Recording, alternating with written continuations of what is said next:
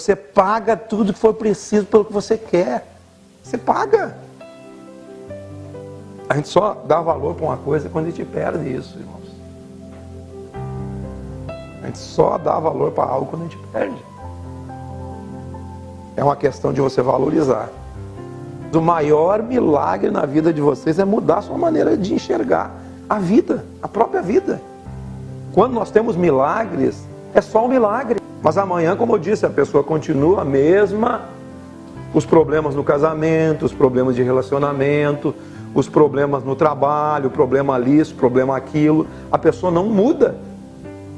Por quê? Porque a mente dela não mudou. Não foi transformado aqui. Aquele legado que ele recebeu na sua descendência, dos seus pais, da sociedade, das escolas, dos ensinos. Não muda. Aqueles mesmos que foram curados foram os que estavam lá no julgamento de Jesus dizendo: crucifica-o. Os mesmos. E eles foram influenciados por quem? Pelos religiosos. Pede para soltar Barrabás, e eles gritavam: solta Barrabás. Eles preferiram um ladrão. Então vamos seguir o projeto de Deus. O projeto de Deus é que você seja ensinável. Seja ensinável. Você receba um ensino e continue prosperando nesse ensino. Você tem que identificar o que é bom para você, absorver, e nesse bom você mudar para a vida. Seus filhos vão ver que você mudou, né? Seus irmãos, seus vizinhos, seus colegas. Com a mente aberta para tudo que está sendo falado, e seu espírito já recebendo de outras fontes, que eu digo, que é a fonte da palavra de Deus, que é o tempo seu a sós com Deus, que é o tempo que você tem com Deus, que é o tempo que você tem de envolvimento na palavra. A sua consciência tem que ser a consciência do Evangelho de Cristo. Em tudo que você vai fazer, tem que ter a consciência do Evangelho. O que eu vou fazer aqui agora? Eu vou fazer isso por causa disso. Quando Deus tirou o povo de Israel do Egito, Ele não cobrou nada deles. E eles foram sustentados desde a saída do Egito. Que a saída do Egito ela já foi miraculosa. Deus teve que agir com o seu próprio poder. Deus teve que fazer um tratamento em Moisés, que foi criado no Egito, depois foi tirado do Egito, e fora do Egito viveu 40 anos num deserto. E nesse deserto ele aprendeu a ser um líder que ia conduzir aquele povo, e Deus, usando Moisés, retirou o povo do Egito, com milagres e mais milagres. O poder de Deus sendo revelado naquelas manifestações do seu poder, aquelas pragas lá no Egito. Até que eles saíram e foram sustentados, chegaram diante do mar e reclamaram: tu nos trouxeste aqui para morrer diante desse mar. E Deus abriu o mar vermelho para eles. Depois os conduziu no deserto até o dia que eles chegaram em Sinai. E Deus não cobrava nada. Deus conduziu eles pela sua própria graça. Porque até Sinai não tinha lei nenhuma para eles. Não tinha lei, era só graça. Eles reclamaram por falta de água. Moisés, em vez de falar a rocha, feriu a rocha e saiu água. E eles beberam água. Reclamavam de fome. Deus mandou as codornizes. Deus mandou o maná do céu. Tudo manifestação de Deus, e o povo murmurava. O povo reclamava, mas mesmo assim, era a graça. Até o dia que eles chegaram diante do Monte Sinai. E eles mandaram um recado para Moisés: tudo que Deus falar para nós, nós faremos. E esse foi o erro. E foi aí que a graça de Deus se afastou deles. Porque depois de que eles falaram isso, Moisés subiu ao monte, demorou, e quando ele desceu com as tábuas da lei, eles já estavam lá embaixo, descumprido o primeiro mandamento que eles nem sabiam. Toda vez que a pessoa acha que por seus méritos por aquilo que ela pode fazer, ela pode ser justificada, ela está caindo num caminho de lei e de afastamento de Deus. É um caminho de pecado. Eles chegaram lá e disseram, tudo que Deus falar nós vamos fazer. E até ali, desde a saída do Egito, nenhum deles morreu. Nenhum morreu. Agora, que eles disseram que eram autossuficientes, podiam se justificar por si só, pela sua própria força, pela justiça própria deles. A partir dali, eles começaram a morrer. Já houve um juízo ali mesmo, diante daquele bezerro. Já foi separado ali, o povo já foi dizimado, o povo ali. Depois vieram as serpentes que morderam eles no deserto. E dali foi só morte, porque o pecado ele produz morte. E quem tenta se justificar pela lei, peca mais. O aguilhão do pecado é a morte, mas a força do pecado é a lei. Quanto mais você acha que fazendo isso ou aquilo você vai melhorar sua condição, não, você está dando força para o que de ruim há em você. Você está dando força para o pecado que há na pessoa.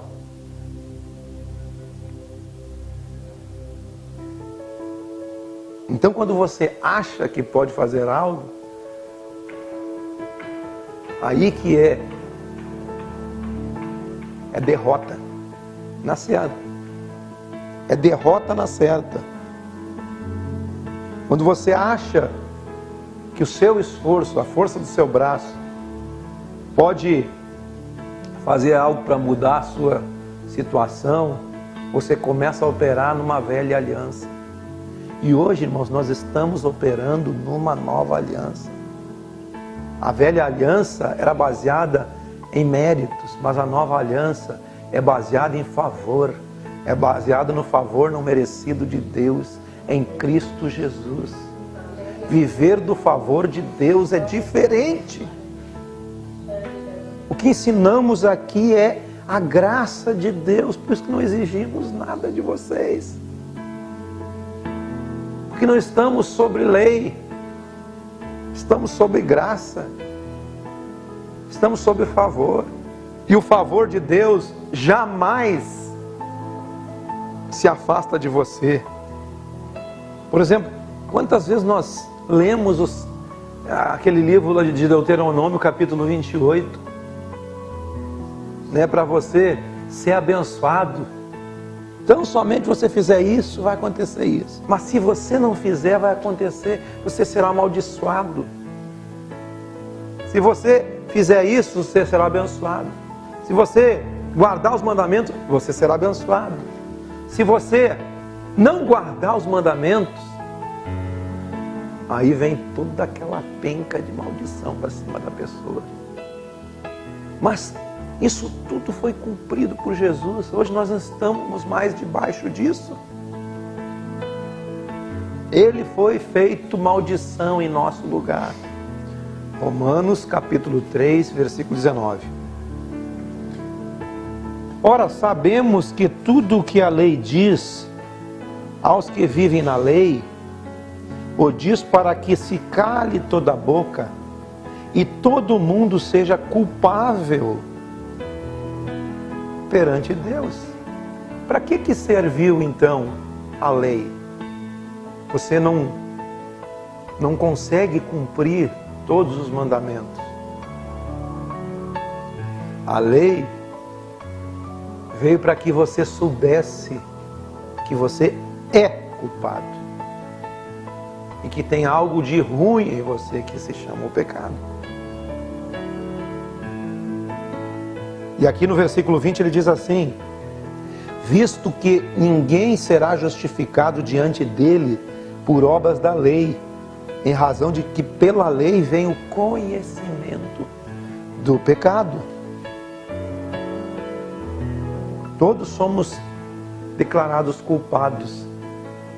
Não há nenhum justo sequer, não há quem entenda, não há quem busque a Deus, todos se extraviaram e se fizeram inúteis. Não há quem faça o bem, não há nenhum sequer. Versículo 21, mas agora sem lei se manifestou a justiça de Deus, testemunhada pela lei e pelos profetas. Justiça de Deus mediante a fé em Jesus Cristo, para todos e sobre todos os que creem, porque não há distinção, pois todos pecaram e carecem da glória de Deus, sendo justificados gratuitamente por sua graça, mediante a redenção que há em Cristo Jesus, a quem Deus propôs no seu sangue como propiciação mediante a fé, para manifestar a sua justiça, por ter Deus, na sua tolerância, deixado impunes os pecados anteriormente cometidos. Versículo 26. Tendo em vista a manifestação da sua justiça no tempo presente, para ele mesmo ser justo e o justificador daquele que tem fé em Deus.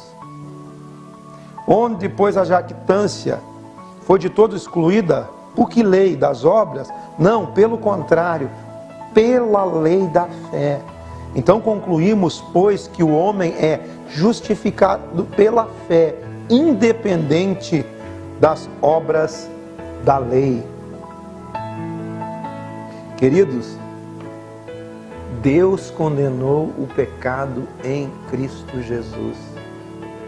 Nele nós fomos justificados. Já está condenado nele. O que eu preciso fazer hoje?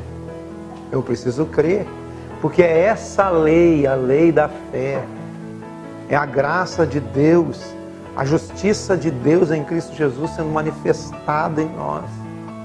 Quando nós cremos, nós caminhamos. Quanto mais nós cremos, mais nós crescemos nessa graça, nós crescemos nessa fé, nesse poder que nos impulsiona para frente e nos anima e nos traz motivação. É a fé que nos motiva, é o que Jesus fez que nos resgata, é o que Jesus fez que nos põe para cima, é o que Jesus fez que nos libertou do império das trevas. Tem um outro texto que eu gostaria de ler com vocês, Romanos 8, 3. Porquanto o que fora impossível a lei no que estava enferma pela carne, isso fez Deus, enviando o seu próprio Filho à semelhança de carne pecaminosa, e no tocante ao pecado, com efeito, condenou Deus na carne o pecado, a fim de que o preceito da lei se cumprisse em nós, que não andamos segundo a carne, mas segundo o Espírito. Amém? Deus condenou na carne de Jesus o nosso pecado. E aí a lei se cumpre em nós através do sacrifício de Cristo, a nós que não andamos mais segundo a carne, mas segundo o Espírito. A lei, ela nos leva a entender uma coisa, que nós não somos suficientes para cumpri-la. Sempre quando tem lei, é pior. O aguilhão da morte é o pecado, e a força do pecado é a lei. Olha esse texto aqui de Mateus capítulo 5. Mateus capítulo 5, versículo 20. Porque vos digo que se a vossa justiça não exceder em muito a dos escribas e fariseus, jamais entrareis no reino dos céus. E aí ele vem discriminando uma série de coisas impossíveis de serem feitas. Está aí nesse Sermão do Monte. Olha o primeiro aí, versículo 21. Ouviste que foi dito aos antigos, não matarás, e quem matar estará sujeito ao julgamento. Eu, porém, vos digo que todo aquele que sem motivo se irá contra o seu irmão estará sujeito ao julgamento. E quem proferir um insulto a seu irmão estará sujeito ao julgamento do tribunal. E quem chamar-lhe de tolo está sujeito ao inferno de fogo. E assim vai. Agora, é impossível cumprir essas coisas. Então, a lei, ela chega a um ponto de dizer para você que você não consegue cumpri-la, você precisa de alguém que faça por você. Lembra do sacrifício de Abel? O sacrifício de Abel foi o sacrifício de um outro, porque ele não conseguia se justificar por si só. Romanos capítulo 7. Romanos capítulo 7, versículo 7. Que diremos, pois? A lei é pecado? De modo nenhum. Mas eu não teria conhecido o pecado se não fosse por intermédio da lei. Porque a lei diz o que era pecado e o que não era. Agora você pega o exemplo que eu citei antes, do povo de Israel. Eles não conheciam a lei. Como eles não conheciam a lei, Deus trouxe eles debaixo da graça, até o pé do Monte Sinai. Quando eles declararam num tom de arrogância que eles podiam cumprir tudo que Deus ordenasse, foi ali que a lei foi dada. Quando você acha que pode cumprir todos os mandamentos. A lei é boa. Por que a lei é boa? A lei é boa porque ela mostra o que você está errando. Mas ela é a força. Porque quando você não sabe o que é errado, Deus não vai te julgar por você estar errado. Por exemplo, o povo murmurava, mas Deus acrescentava. Murmurava a falta d'água, mas Deus dava água. Murmurava a falta de pão, mas Deus dava pão. Murmurava a falta de carne, Deus mandava os bichos para eles matar e comer. Eles não conheciam a lei. Então a lei, de fato, era boa. Mas ela veio para você ter a consciência de que você precisa de um Salvador. Você precisa do que Cristo fez. Eu não teria conhecido o pecado, pois não teria conhecido cobiça se a lei não dissesse, não cobiçarás. Mas o pecado, tomando a ocasião pelo mandamento, despertou em mim toda sorte de concupiscência. Claro, você sabe o que é errado e o que é certo agora. Toda sorte de concupiscência apareceu. Porque sem lei está morto o pecado. Então por isso que quando você vai lá para o livro de Gênesis, no início do livro de Gênesis, quando Deus diz para Adão e para Eva, não comam daquela árvore que está lá no meio do jardim, mas de todas as outras árvores vocês podem se alimentar.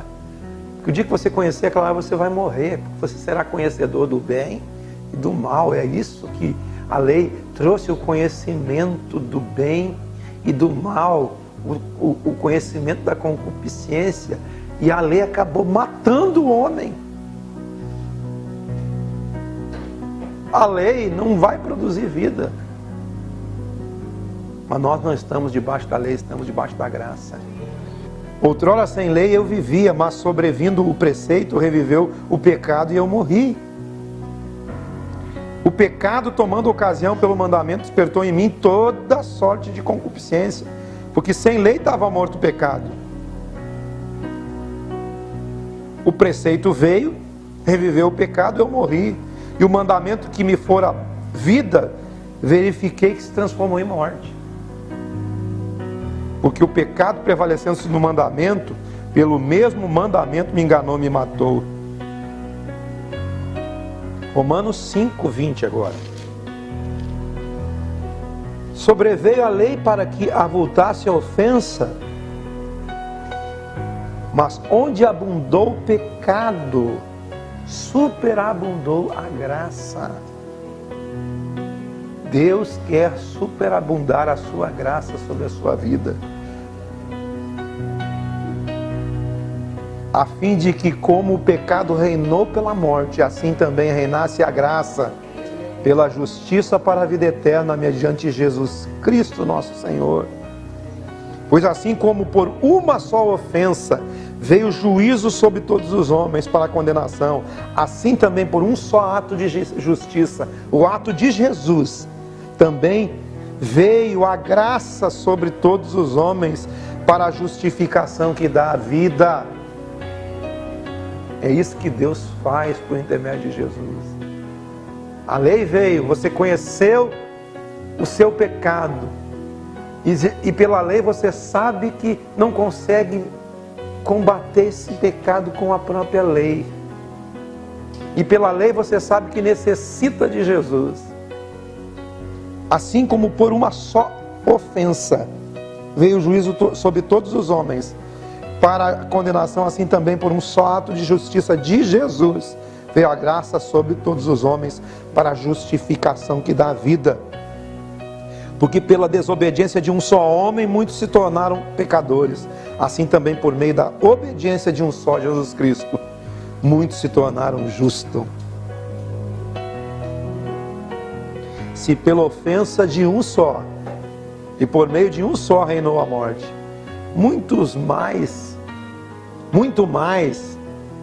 os que recebem a abundância da graça e o dom da justiça, reinarão em vida por meio de um só, a saber, Jesus Cristo de Nazaré.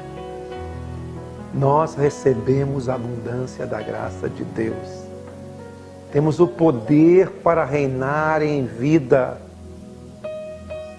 Não pelos nossos méritos, não por meritocracia, não pelo que sabemos fazer, não pelas nossas orações, não pelas nossas obras de justiça, que supostamente fazemos, né? Mas pelo que Cristo fez um único ato de justiça, por um só ato de justiça, recebemos essa justificação que dá vida. E assim seguimos crescendo em nome de Jesus Cristo. É nessa graça, é nesse poder de graça, irmãos. E é isso que nós ensinamos, é isso que nós queremos, que isso aumente. O que queremos aqui? Que aumente o fruto. O fruto que aumente o vosso crédito. Diante de mim? Claro que não. Diante de Deus. E esse crédito, à medida que você vai sendo transformado de glória em glória. Em nome de Jesus Cristo de Nazaré. Amém? Glória a Deus.